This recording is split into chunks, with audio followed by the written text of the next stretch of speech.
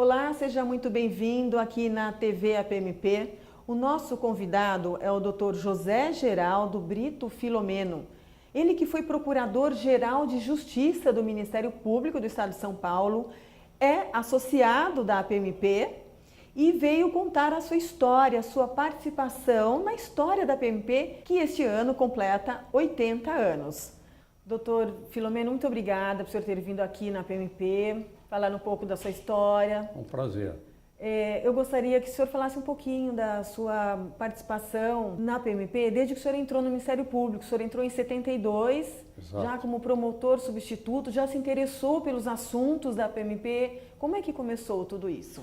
Bem, eu entrei, como você disse, em 72. Em 73, quando ainda era promotor substituto, eu participei do primeiro seminário jurídico dos grupos de estudo do Ministério Público.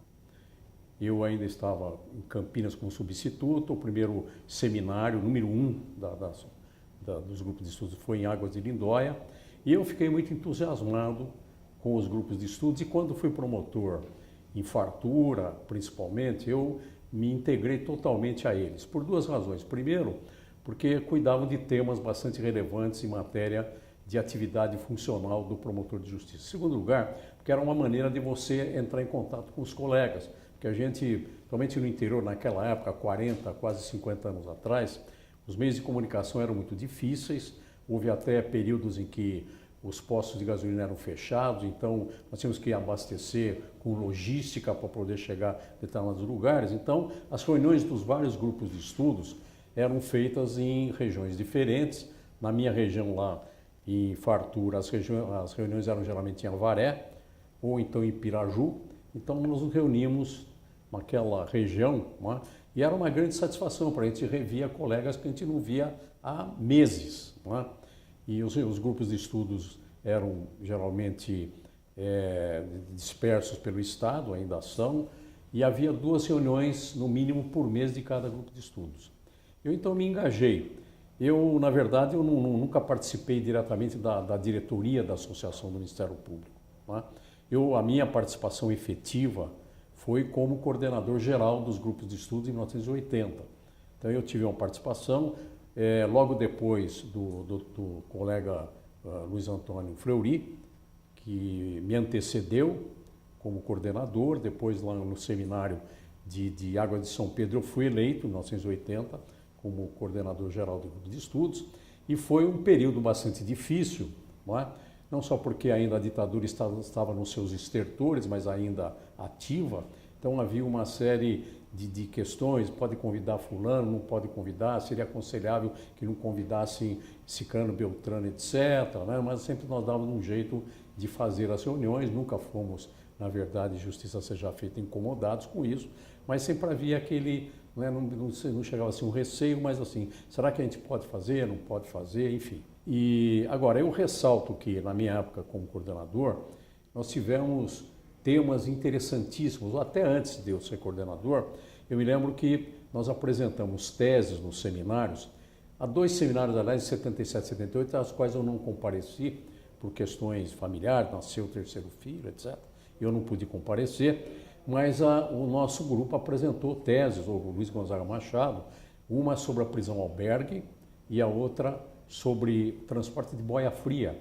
Os trabalhadores rurais eram transportados de maneira muito precária e não raramente havia gravíssimos acidentes e trabalhadores morriam. Aqueles caminhões que transportavam os trabalhadores como carga humana. Não é? E isso inspirou depois uma legislação estadual. A nossa tese inspirou uma legislação que estabeleceu de que maneira os trabalhadores rurais deveriam ser transportados, com carroceria fechada, então ônibus, como hoje a gente tem visto aí pelo interior de São Paulo. A outra grande questão, antes de eu ser coordenador, como eu disse, e mais de que eu participei, foi a questão da prisão albergue, que hoje se chama o regime semiaberto, em que o preso, o condenado, fica preso durante a noite, mas vai trabalhar durante o dia para prover o próprio sustento da família. E lembro-me também que, baseado também numa tese do Ministério Público, do grupo de estudos, do seminário do grupo de estudos, a legislação estadual estabeleceu a possibilidade desse regime semiaberto, embora ainda não fosse previsto expressamente na legislação de execução penal. E nessa época eu era promotor em fartura e os colegas da região todos nos engajamos numa grande campanha da Secretaria da Justiça na época de nós fundarmos casas do preso albergado. Não é? Então as cidades, de acordo com o seu tamanho, etc., não é? Construíam ou compravam casas comuns, casas que eram adaptadas e transformadas para que os presos ficassem lá durante o dia, ou melhor, durante a noite, fossem trabalhar durante o dia. Havia lá, em fartura, nós conseguimos, eu, o delegado, o juiz, não é? E a comunidade todos, os vereadores, o prefeito, os advogados, todos se reuniram e nós compramos uma casinha modesta lá com 3 cômodos, reformamos e eram 12 presos que tinham condições de gozar do benefício. Então a Polícia Civil colaborou, a Polícia Militar no sentido de vigiar, exercer a vigilância da entrada e saída desses presos para trabalhar, a volta, não houve nenhum caso de abuso por parte deles, pelo menos no período que eu estive lá, não é? E foi um grande sucesso. Depois, infelizmente, como a carreira foi andando muito rápida, não é? A partir de um certo ponto, hoje eu lamento dizer que não existe mais a casa, pelo menos do preso albergado lá em fartura, que eu ajudei a instituir. Bom, e a PMP sempre apoiando essas sim, reuniões, esses a encontros. associação, o grande papel da associação com relação aos grupos de estudos era exatamente dar a infraestrutura para que os grupos de estudos se reunissem. Então, a começar, por exemplo, pela ida do coordenador geral, né, levando o palestrante ao local onde a reunião se dava, e geralmente era um sábado no interior, na capital geralmente era uma quinta-feira à noite, na antiga sede lá da Rangel Pestana, não é? E então a associação sempre, vamos dizer assim, bancou, não é? Esses custos com a viagem do coordenador, do palestrante e, é curioso dizer, na metade do almoço, não é? A metade do almoço. E era uma questão interessante porque a associação dava o dinheiro contadinho para a gente, né, para o coordenador geral. Então o coordenador geral ia com o próprio carro, não é? E ia levar o palestrante, geralmente num sábado, e voltava no mesmo dia, ou então se fosse muito longe, Ribeirão Preto, Presidente Prudente, Bauru, a gente ia na sexta-feira, à tarde ou à noite, e dormíamos lá, fazíamos a reunião, almoçávamos para fazer a confraternização, depois voltávamos no sábado à tarde. E eu me lembro, interessante, que quando eu era coordenador, havia uma restrição, como eu disse, aos postos de gasolina. Os postos de gasolina não abriam sábado e domingo, uma questão da crise do petróleo, né? E o que as pessoas tinham que guardar combustível em casa. Eu me lembro que, na época, eu fui levar um palestrante, um ilustre palestrante, o nosso colega, que depois foi ao Tribunal pelo Quinto Constitucional, não é? Dr. Cândido Rangel Dinamarco, muito amigo, um grande colega, depois se tornou desembargador, e ele falou, olha, Filomeno, eu não vou com o seu carrinho não, meu carrinho na época era um Corcelzinho, né, 78, já tinha quase 3 anos de uso, eu vou com o meu Dodge Dart. Falou, mas Cândido, o Dodge Dart consome uma gasolina terrivelmente, né? A gente vai para Araraquara, para onde vai ser a reunião de grupo de estudos, são 220 km para ir, 220 para voltar. Não, você entra em contato lá com o colega que vai patrocinar, vai ajudar a organizar, e ele teve que comprar, o colega lá, teve que comprar galões de gasolina, colocar na garagem da casa dele para aquela bomba para encher o tanque do possante Dodge Dart do Cândido Rangel Dinamarca. Mas deu tudo certo, graças a Deus, não tem problema nenhum. E como que eram as confraternizações? O senhor frequentava a associação, as festas, as reuniões? Não, eu sempre participei dos seminários. Grupo de estudos eu ia praticamente durante um período de 5, 6 anos, eu ia a quase todas as reuniões, né? Por exemplo, quando o colega Fleury era o coordenador geral, eu fui a praticamente, não digo a todas, mas uns 70% das reuniões eu acompanhava, nunca fui palestrante nessa época, né? Eu só me tornei palestrante lá em 1991, quando o Código do Consumidor estava entrando em vigor, aí eu era convidado pelo coordenador da época, que era o Dr. Iraí Abreu, era o coordenador geral, que me convidou para eu fui a quase todos os grupos de estudos para falar sobre o Código do Consumidor 91. Né? Agora, quando eu fui coordenador geral, eu destacaria dois grandes momentos de grupo de estudos, né? Uma reunião memorável que foi realizada em Ourinhos e outra em Jundiaí, em 1980. A de Ourinhos, nós até aproveitamos para fazer a inauguração do grupo de estudos lá da região, que era um grupo novo, estava sendo inaugurado. E foi no Fórum de Ourinhos, com a cobertura da Rede Globo na época e tal. E os colegas organizaram muito bem. E foi dar uma palestra lá o nosso colega José Fernando da Silva Lopes, que era promotor em Bauru, e brilhante, fez uma palestra brilhante sobre o inquérito civil, né? O inquérito civil, e que hoje é uma realidade. O inquérito civil consta da Lei da Ação Civil Pública, 1985, né? Mas ele já, na época, em 1980, já falava sobre o inquérito civil. E depois também, nesse mesmo ano, 1980, eu levei o Dr. Edson Milaré, que depois, na época, já trabalhava na área de direito ambiental, para falar sobre a Política Nacional do Meio Ambiente, que depois se tornou a Lei Nacional de Política Ambiental, que é uma lei de 1981. Tudo graças ao trabalho do Ministério Público. A própria Lei da Ação Civil Pública, ela se baseou num projeto elaborado por ilustres professores da USP, né? Mas depois o substitutivo que acabou vingando é de lavra de colegas do Ministério Público aqui de São Paulo. Até há 3 anos atrás nós comemoramos os 35 anos, os 30 anos dessa lei da ação civil pública, né? Mas a semente começou exatamente lá nessas duas reuniões aqui, às quais eu me referi, de 1980, né? Então foram momentos de bastante atividade, né? Eu sempre, como eu disse, compareci aos seminários. Depois, a meu ver, os grupos de estudos acabaram, não sei se pela influência da internet, né? Pelos contatos maiores, porque, como eu disse, as reuniões de grupo de estudos eram um grande momento de confraternização entre os colegas. Eu, por exemplo, estava em Fartura, o Galvão estava lá em Ourinhos, o Erickson Marinho estava lá em Santa Cruz do Rio Pardo, o Roberto Durso estava lá em Avaré, junto com o saudoso colega lá, o Mário, né?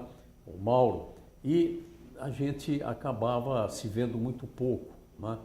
E era um motivo de expectativa, quem que vem, quantas pessoas vão, e a gente ajudava, né? Por telefone, ligar o colega, escuta, dia tal vem fulano fazer uma palestra aqui, venha para a reunião de grupo de estudo. Então o pessoal pegava e ia, né, participar das reuniões de grupo de estudo. E a grande expectativa depois também era com a elaboração das teses, porque o sistema era interessante. O sistema eram 12 grupos de estudos, pelo menos na minha época eram 12, né, das regiões diferentes do estado, e geralmente eram 3 teses, né, sobre assuntos de interesse do Ministério Público, evidentemente, do sistema de trabalho.